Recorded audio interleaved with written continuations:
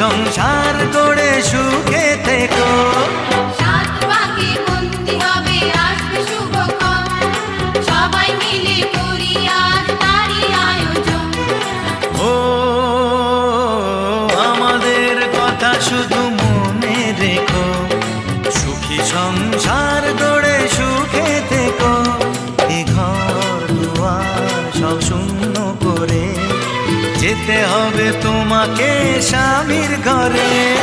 সাত পাকে বন্দি হবে আসবে শুভক্ষণ, সবাই মিলে করি আজ তারই আয়োজন।